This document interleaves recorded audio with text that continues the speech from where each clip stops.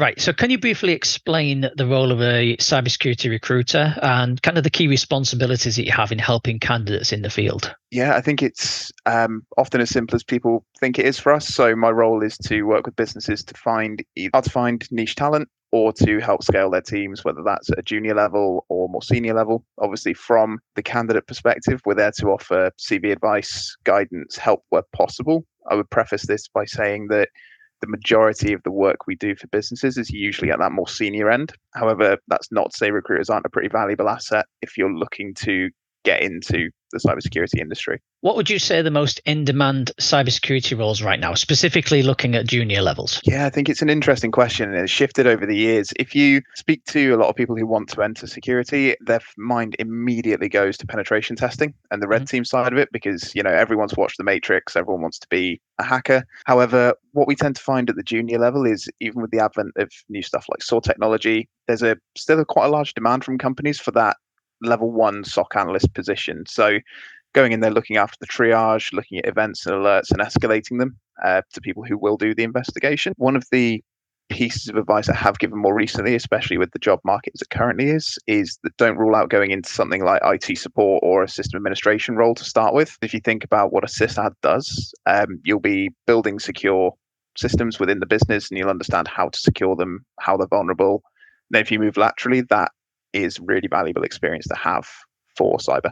So, I mean, leading on from that, then, would you think that people doing a career transition from IT have got a better kind of starting point in cybersecurity? I think it's kind of six of one and a half of dozen the other. And I really don't like sitting on the fence on this, but I think if you have the experience of working with IT and understanding, how a service desk works, how system administration works, what rules and privileges a company should have, whether that's RBAC or anything else, it really does help to frame what you're learning with cyber.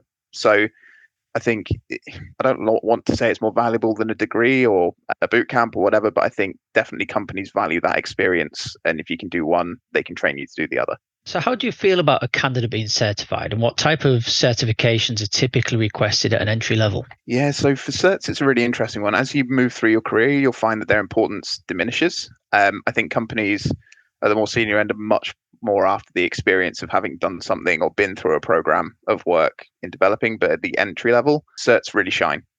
It's a great opportunity for you to present to a company that you have that foundational baseline knowledge to do the work that they want you to do. Typically, for very entry level candidates, my recommendations will always be the CompTIAs, whether that's starting off with A plus, Network plus, and Security plus, and then moving into CISA as well, which is really cool. And as you progress, you can begin to add in, vendor specific certs, or if your company will pay for it, a SANS if you're in the SOC. Penetration testing, if that's as a separate area, is a lot more detailed around certifications, but I think that's probably a whole other video, to be honest. Yeah, I think that could be its own video quite easily. Do you get candidates coming back to you? And if so, do you help them progress their career? Yeah, I think one of the hallmarks that set out for me with CND was that it's not a body shopping agency, the way we have it structured. So, recent example, I think this one literally closed up a couple of weeks ago, was an individual I was introduced to in 2019 when they just finished their degree. And I've already mentioned I don't do a whole lot of grad recruitment professionally. So we had a chat. I didn't have anything for them, but we kind of kept in touch. I tracked their career. We spoke at various points over LinkedIn and the phone. And 4 years later, I've just placed him into a new SOC engineering role, which is with an awesome company and ticks, 98% of what he was looking for from his career. So a few examples like that where we have definitely seen this and people do keep coming back to us for the advice because, a recruiter's advice for a candidate is free. So why wouldn't you? And one of our more recent contractors as well, spoke to him in 2018, wasn't quite ready to make the jump to contracting, but his circumstances changed and we've just placed him into his first contract. So we definitely like to keep in touch with people. So, how competitive is the hiring process for cybersecurity roles at different levels of seniority? That's a really good question, and one that I think a lot of people potentially don't see the full picture with. At the junior level, cybersecurity right now, along with stuff like data science and AI, is seen as a cool job. I'm doing air quotes with my fingers off camera for that one. So there's really fierce competition for the junior roles that are out there. Once you begin to progress and move into your senior positions, your more technical positions, perhaps in IR, that's where the availability of candidates really decreases for companies. So the old adage is, well, why don't companies hire juniors and train people into those positions? But one of the things that we've done some sort of speaking to with our clients about is that a lot of them don't have the resources or the time available to develop people to those positions, which compounds the issues. So long answer. The short answer is it's really competitive at the junior end at the moment, which is why there's advice like going into more generic IT first and moving laterally once you've got some experience there. Yeah, so I suppose the skills gap is a skills gap with a little asterisk by the side of it, which is, skills gap at the more technical end rather than the less technical end. Yeah, there's the skills gap argument is one that I keep having with people, and it's a really interesting conversation because depending on who you speak to, there's different takes. But the general consensus is there's no shortage of people who want to do cybersecurity jobs, but it's chicken and egg. You can't give someone the experience without investing into them. But obviously, speaking as someone who works at an SME business, we wouldn't necessarily have the time to develop, let's say, an incident responder from a graduate to the level that we could say they're incident response specialist. We would have to bring in external. Can you share any common mistakes or misconceptions that candidates often have about entering the cybersecurity field and how they can avoid these pitfalls? How long have you got? So there's a couple. So we found a lot of people entering the industry seem to think that it's all about the money in the industry. And I don't know if you saw on LinkedIn yesterday, I actually posted about this again, because we're doing some internal recruitment for our ones in our Isle of Man stock at the moment at CND. Cybersecurity does pay above the UK average, and I'm pretty sure that's true globally, but it's not immediate. I think because of the demand at the junior end, salaries have crept down over the years for people starting out in the industry. So if you expect to walk into a cybersecurity job with no experience on 55 grand a year, it's unlikely. Not going to say impossible. It does happen, but very, very unlikely. So it's about sort of having a strategic plan to your career. So saying, I'm going to accept X number and accept that, it's not going to set the world on fire, but there's a training package there. And once I hit these particular milestones, I know that I can move on to a higher salary. And whether that's through promotion or through moving around in the industry, that is attainable, but it's got to be built up. It's not from day one. And the other thing I've, again, going back to my own LinkedIn, was posting about was the fact that cybersecurity is strictly a 9 to 5 job, which I'm pretty sure from the line of work that I know you from, Russ, you can admit it's definitely not. Being It's an definitely incident not. response, whether it's being on call, whether it's staying up to date with latest trends, whether it's having an incident kick off in the middle of the night that you needed for, the odds of you ever working a strict 7.5 hour day in cyber is very, very limited. So it can be managed, but it's something that you have to be passionate about to do, or you're going to burn yourself out very quickly if you don't like the work. I agree with you, but I also think we need to be. What I'm concerned with things that is gatekeeping, because you can be quite. You'd be like, oh no, you've got to keep up. You said in there, keep up with technical stuff and things like that, which is true. You do have to be. You have to be able to research things. But I've actually stopped reading a lot of technical stuff now, and I read it as I need it because there's so much, and I'm just like, So I don't ask the question in interviews anymore. How do you keep up with the security industry? Because I feel it's like gatekeeping. So I just refuse to ask it because. Do you know what? I'm actually inclined to agree, because it's one thing to be obsessed with security to the point that you're managing all of that. But when are you going to sleep? And when are you going to find time to spend with your family? And I think it is important that as an industry, we have somewhat of a duty of care to look after people and colleagues around this stuff, because I don't think burnout in security is actually spoken about enough. No, it's not. Working outside of our stuff, if you got a good company that has some sort of follow the sun model or some sort of handover process, then that is mitigated massively. Sure, there is still times, especially in the instant response world, where it's your investigation, you got to deal with it, but normally you get compensated for that. But with with SOCs, it's a little bit different. It should be that the SOC is designed to be able to handle that type of thing. Again, an incident responder that I worked with a good few years ago, placed him into a massive incident response company. I've never met anyone quite as dedicated as that individual. I mean, I spoke to him once just for a catch up, and he'd been on an incident for 19 hours straight and not moved. And I said to him, half joking, I said, I genuinely feel sorry for placing you there. And he went, no, this is what I wanted. I love this. And that's should not be the norm. No, that is a personal passion. That is not the expectation from the business.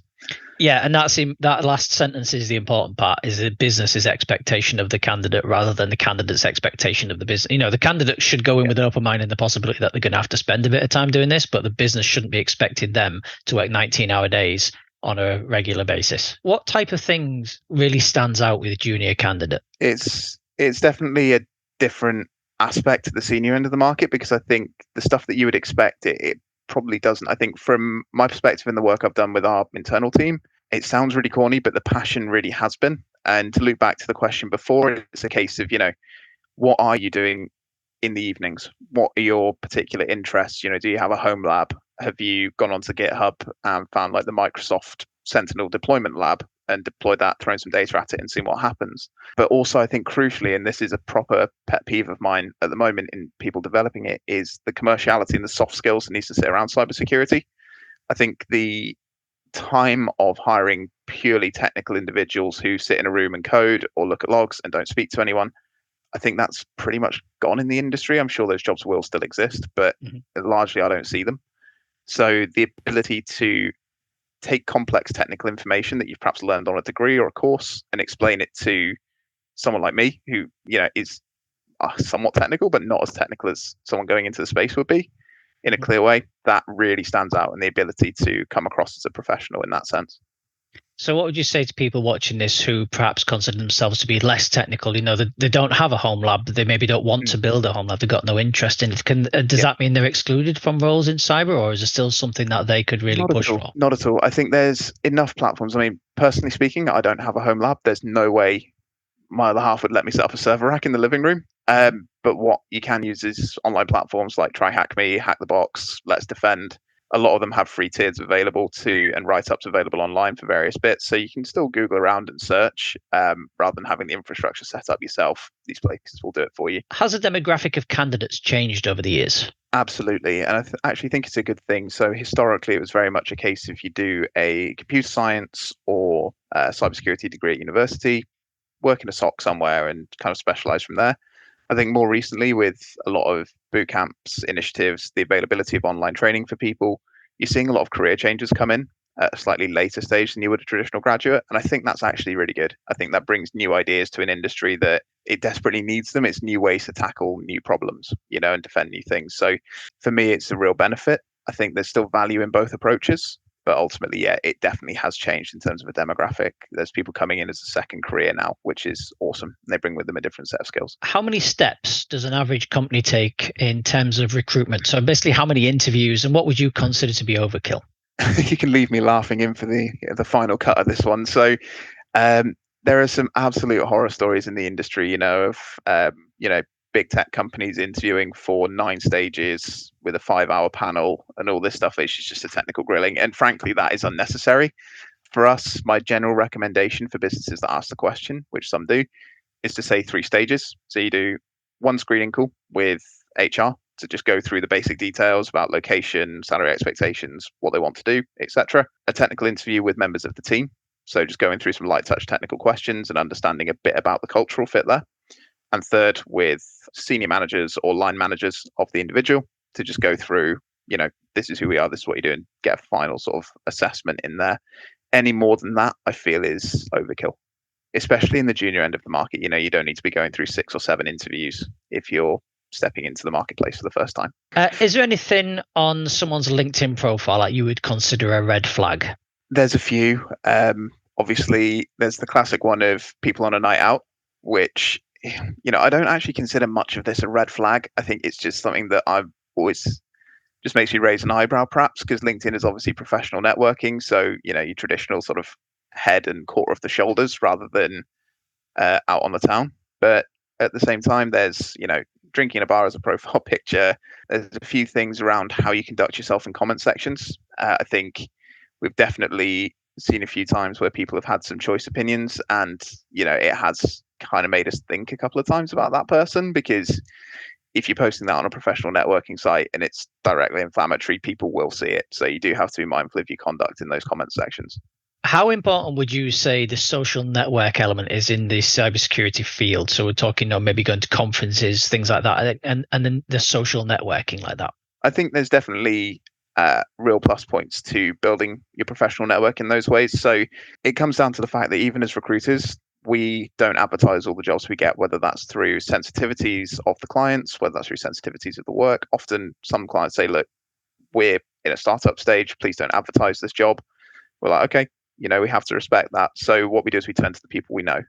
And obviously, the more people you know, especially in security, where it's a really tight community and it's built on a lot of information and knowledge sharing, you will get access to opportunities, or your CV might cross someone's desk who you've interacted with and they go, actually, they look on that in a favorable light. So it's definitely worth it. It doesn't need to be a full-time job, but I would suggest just following a few posts on LinkedIn, a few key people, and beginning to build your network just by interacting with them. And it's as simple as asking a question. You can just ask a question. Security pros will help out and offer advice, apart from Russ.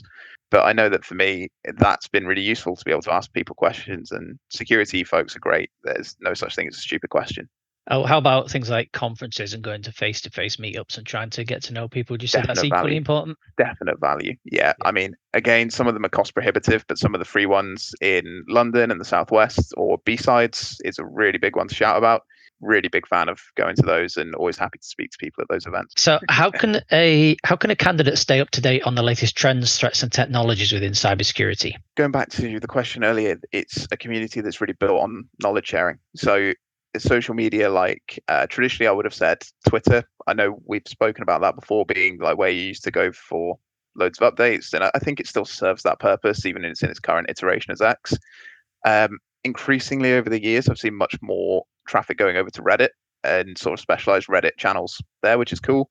There's also various cyber Discord groups you can join that will give you access in a more one-to-one communication setting with people, which can be really useful for getting their take on things. You've also then got your traditional news sources, the Register, Bleeping Computer, places like that you can go to if you really need to. But from a sort of social media perspective, I'd suggest Twitter and Reddit are your two best. Yeah, and I think from a technical perspective, to add on to that, if you do go to the Register and all of these type of news sites, make sure you follow the links to the source article and find the source research as well. That's important for those things. Yeah, absolutely. Many individuals are self-taught in cybersecurity. What advice do you have for self-learners on creating a portfolio or demonstrating their skills to potential employers? It's a really interesting question. I think there's kind of two schools of thought. One is perhaps a more traditional view that those things are hobbies, so they don't matter for your job search. I think the prevailing view at the moment, and the one that I personally ascribe to from experience, is that they are important. So thinking back a few years, I did some work with a pen testing company looking for junior testers, but with some knowledge of the basic stuff. So Nmap, Metasploit, how you would go about doing some reconnaissance and exploitation. And one of the things they asked us to look for was whether these people had hack the box profiles or try hack me profiles, so that they could take a look at their capabilities. So it's almost like a little shop window for your skills, especially in that particular line of the cyber world. You've got stuff like Try Hack Me, Let's Defend, Hack the Box, which it offers as close to real experience as you get, what I tend to term pseudo commercial experience. It's a safe environment. You're not working with a production network, but you still get the ability to test those skills out. So it's super important. Could you share some success stories of candidates who've helped break into the cybersecurity industry, and what steps did they take to achieve their goals? Yeah, so there's one that particularly sticks to mind because he's actually still with us and has been for a few years. He's progressed quite a lot to look after kind of a lot of our internal security engineering, which is really cool. So going back to pre-lockdown, we interviewed a chap who we thought was, the right cultural fit and had come from an IT background. So backing up my advice earlier, it does work, but didn't quite have the experience around cyber or cyber technologies that we were looking for that particular role. So he said to them, unfortunately, we can't support your development at this time, but, please don't forget about us. Make sure you come back and have a conversation with us in the future. 6 months' time, we get a CV drop into the mailbox and we look at it, and, this individual has started a blog. They've linked to posts on what they've been doing with Try Hack Me, whether that's creating write-ups for the content on there, creating write-ups for retired boxes on Hack the Box. And we could evidence the fact that they had improved exponentially in this 6 month period. So they actually joined us very swiftly afterwards. I don't think we actually interviewed them after that. I think we had, a cursory 25-minute chat on what they've been doing. And then we progressed because we could see that we knew they were the right person at the time, but company-wise, we couldn't necessarily support it. From what they'd done in their own time, we couldn't turn away that kind of passion for the industry because, no one's paying them to manage a blog. That's all done at their expense in the evenings. So we thought, once that evidence was there, we can't turn that away. What are some of the upcoming trends or areas in cybersecurity that you think would be particularly promising for newcomers in the field, and how can they prepare for these opportunities? Yeah, so to start with the buzzword of 2023, and I'm imagining 2024, artificial intelligence is coming. I know there's various vendors that are incorporating generative AI into the security tooling now, which will streamline the triage and event analysis considerably. So getting exposure to how those things interplay, whether that's through, I think Microsoft have some free training on Copilot and stuff that could be quite useful to do early on, because that will be a part of your day job moving forwards. Likewise, again, probably at a more senior level, but getting some exposure to SOAR, or security or orchestration automation response tooling, because I think a lot of the traditional work that L1s or level one analysts would be doing is now being put into tools, whether that's Phantom for Splunk or Swimlane for a couple of our customers. It is going in there and then being pushed almost as an escalation path to the L1 to take a look into what the technology's created and done. So it's definitely worth keeping up to date with how that technology is advancing. The other piece, and harping back to the point I made on soft skills, is I think, especially in the SOC world, which is potentially where I specialize a little bit more these days, it's becoming more that there's an interplay between the business. So for any juniors getting into the space, don't stop at looking at boxes on Let's Defend or Try Hack Me, whatever it may be. Take that exercise a step further. So either explain what you've done to someone who knows nothing about IT or technology and try and put it in a way they can understand as a little exercise. Or what I advise my junior pen testing candidates is to create draft reports. So instead of just celebrating that you've hacked the box, let's talk about how you'd structure a report on what you did, how you'd handle the remediations, and what advice you'd give the fictional business. And if you want a real challenge, whether it's a partner, significant other, parent, whatever, explain what you did to them. I guarantee you that is the biggest challenge you'll find in stakeholder management and learning that skill set. Yeah, and I think adding on to that, another idea could be from the forensics and blue team side of things is, once you've hacked that, written that report, then try and tell me what forensic artifacts you've left behind and how somebody could potentially find out what you did. Absolutely. Yeah, absolutely. And if you've got the infrastructure to do so, if you can download vulnerable VMs and host those somehow, if you've got I think Splunk do a developer license, I know a couple of other teams do. If you can somehow get those logs feeding in, you'll be able to see what an analyst would see watching you do what you do. But that does require some setup and some documentation reading, and probably quite a lot of coffee.